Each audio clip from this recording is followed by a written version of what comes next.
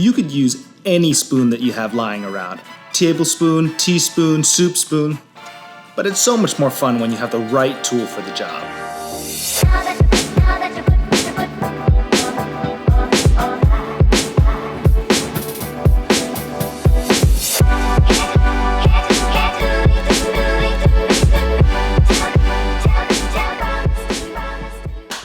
Good morning, beautiful people. Welcome back to Brewing Jitsu, your favorite channel for coffee, gear, and dogs. Today, I'm excited to show you this coffee cupping spoon from Black & White Coffee Roasters. Now, the first question on your mind is, why? Coffee is a beverage, a drink. You drink drinks out of cups, mugs, through straws.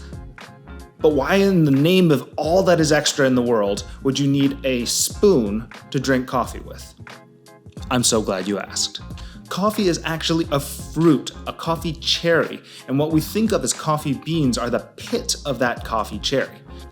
It takes a lot of steps from growing the actual plant, harvesting the coffee fruits, depulping and getting rid of all of that material that's outside of the coffee bean. Here's a really gross word, mucilage. It's all of the material, the rind, the outside, the fruit, and the flesh of the coffee fruit that needs to be removed in order to get access to the coffee seed itself. The process of removing that mucilage can be done many different ways, and this is where you find out about different kinds of coffee processes. You hear about washed, natural, anaerobic, or honey processed coffees. Then, once you have the dry green coffee beans after the process, they're bagged and shipped to your local roaster, where they undergo the super complex process of roasting. Light, medium, dark roast, French roast, espresso roast, all the subtle nuances that go into bringing out the most flavorful notes from that green coffee bean. And each step of coffee's long journey before it ends up in a bag like this contributes to the specific and unique flavor of the bean. People who do coffee for a living, and by that I mean the farmers, the people who process the coffee, importer, exporter, roaster, every step in the chain, you're looking to figure out whether what you're doing to that coffee bean is actually improving the quality of your final cup. Is it gonna be something that is enhancing the natural deliciousness that has been so meticulously cultivated at each step of the harvesting process?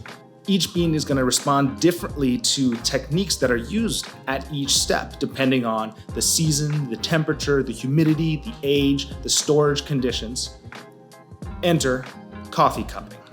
I first learned about coffee cupping from George Howell when I stopped by his roastery just down the street from my local Jiu-Jitsu Academy in Acton, Massachusetts. Shout out to Mass BJJ and Professor Nate Ryan. Cupping is as simple as coffee brewing gets, taking as many of the variables out of the brewing process as possible and focusing right down on the coffee bean itself, what flavors, what characteristics are present in the bean.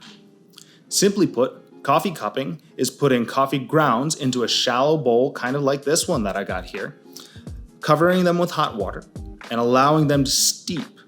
Then, as the coffee brews and develops over time, you sip that.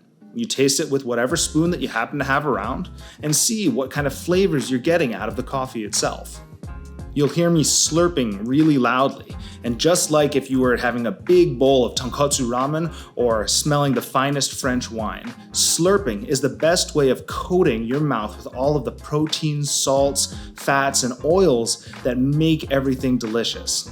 Furthermore, slurping releases the aromas out of the coffee and allows them to rise up into your nasopharynx, where you can really enhance the depth and intensity of the notes. Now, you could just use a tablespoon or a Western soup spoon or any spoon that you had lying around.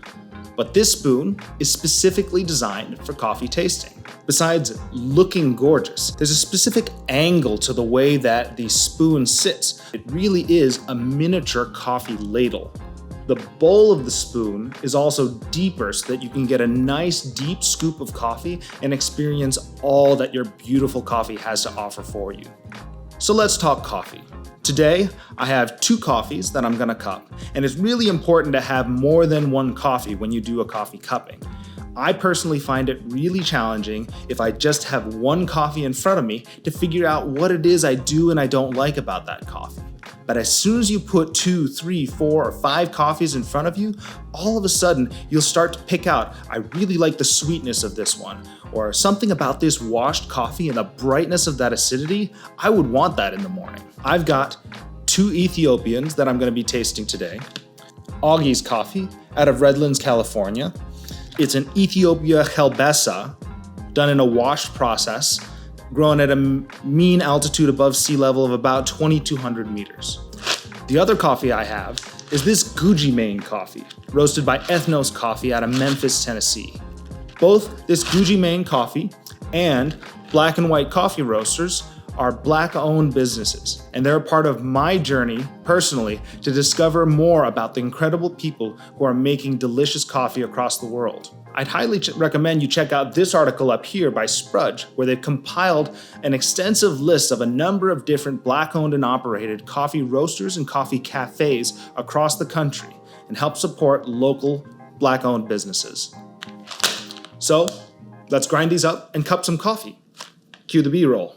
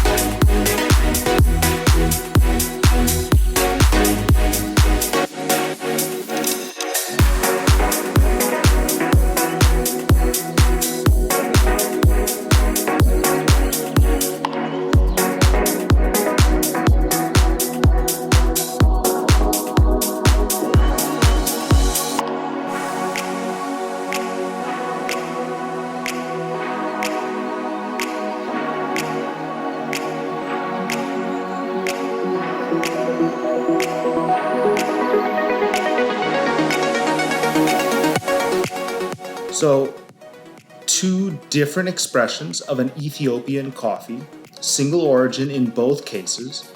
The Augies had a lot of bright acidity right up front when it was hot.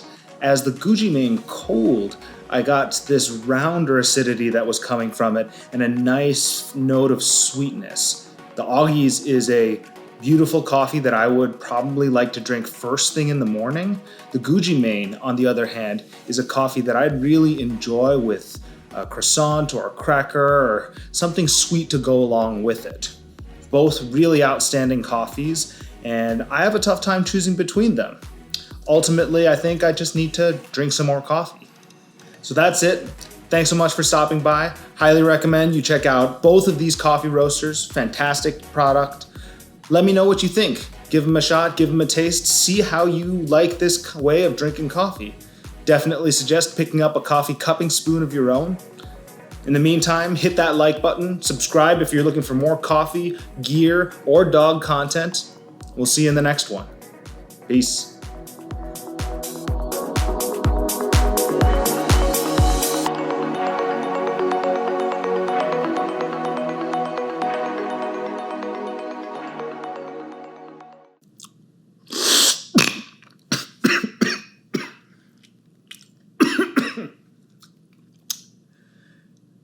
Danger of slurping too vigorously.